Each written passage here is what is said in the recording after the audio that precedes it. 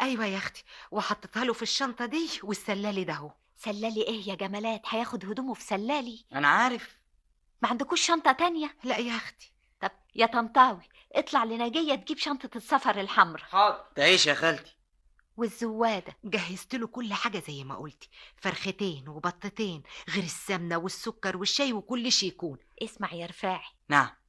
خد مصروف شهر اهو، واسمع، من الكلية للبيت ومن البيت للكلية، تنام في الزراعة وتقوم في الزراعة. حاضر يا خالتي، ما تخافيش عليا، بس انا صعبان عليا اني حاسبكم من غير ما اساعد في تصليح الارض. إذا كنت عايز تساعدنا صحيح بقى هات لنا شهادة وتعالى. ان شاء الله. ايه ده، هي لسه هتستناني؟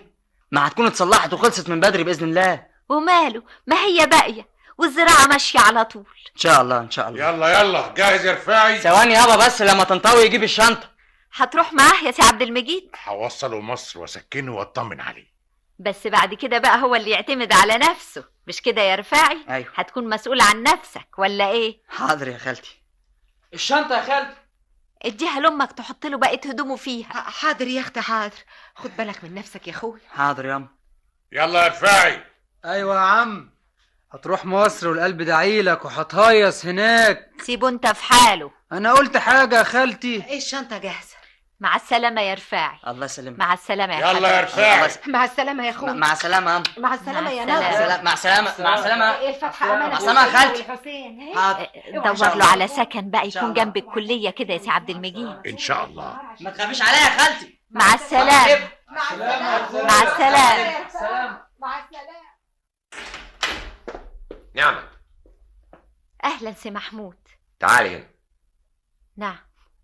ايه اللي بيحصل ده؟ خير، في ايه؟ مالك؟ ايه اللي حصل في الارض؟ حصل كل خير. اسمعي يا نعمة، سيبك من الكلام الفارغ ده. انت ازاي ما تقوليليش ان الارض طلعت زلطية وانها محتاجة لاصلاحات جامدة؟ ما هو ايه؟ ما انا ما لحقتش اقول لك، قصدي يعني ما كنتش عايزه ازعلك.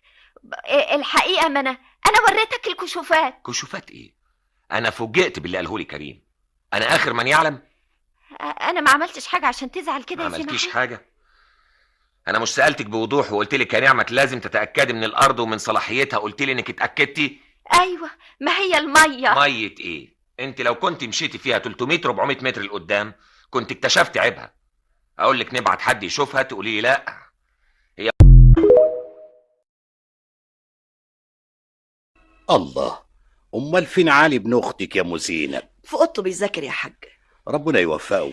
ما تخافش عليه، ده ابن اختي وانا عارفاه كويس. خدي بالك منه يا ام زينب، ده يتيم وغلبان لا اب ولا ام. انت هتوصيني عليه يا حاج. انا عارف لو ما كناش خدناه يعيش معانا بعد امه وابوه ما ماتوا كان عمل ايه. ربنا عالم بالحال.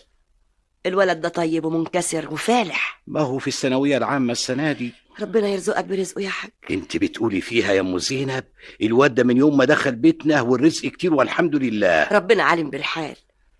امال فين زينب؟ أنا سبتها في المحل بتفصل 4 بياضات كنب اسطنبول لأصحابهم مستعجلين عليهم شوية. يعني هتعوق؟ لا أبدا، زمانها جاية في السكة. بقول ايه يا حاج، يا ريت يا اخويا تشتري لها مكنه خياطه وجيبها هنا في البيت. اشمعنى يعني؟ تبقى تفصل عليها شغل. الو الو الو الو. حاجة غريبة. مين يا سعيد؟ مش عارف، لكن متهيألي ان متهيألك ايه؟ سمعت صوت واحدة زي ما تكون بتحاول انها تكبت العياط. تكبت العياط؟ ازاي يعني؟ اول ما سمعت صوتي وانا بقول الو عيطت. هي شغلتك دي فيها حاجة مفرحة ابدا يا اخي؟ جرايم قتل وسرقة وتزوير. ايه اللي خلاك تشتغل وكيل نيابة؟ انا مش فاهم. هتلاقي اللي عيطت دي واحدة مجني عليها ولا حاجة. مجني عليها؟ والمجني عليها دي هتكلمني هنا في البيت ليه؟ تعرف نمرتي منين؟ انا خايف تكون ايه؟ تكون سميرة. سميرة خطيبتك؟ ايوه في الغالب هي. وايه اللي يخليها تكتم العياط وبعدين تقفل السكة؟ انتوا كنتوا متخانقين مع بعض؟ ابدا، سميرة عمرها ما تتخانق معايا، لازم ابوها حالته مش كويسة. يلا نسمع الحدوتة. كان زمان ست عجوزة كان عندها دهب كتير خالص. في يوم من الأيام 3 بنات إخوات قالوا نروح لست العجوزة ونجرب بختنا. البنت الكبيرة راحت قالت لست العجوزة أشتغل عندك وتديني إيه؟ الست العجوزة قالت لها شوفي يا بنتي، لو قدرتي واشتغلتي عندي وفضلتي عندي سنة هديلك كيس ده. والبنت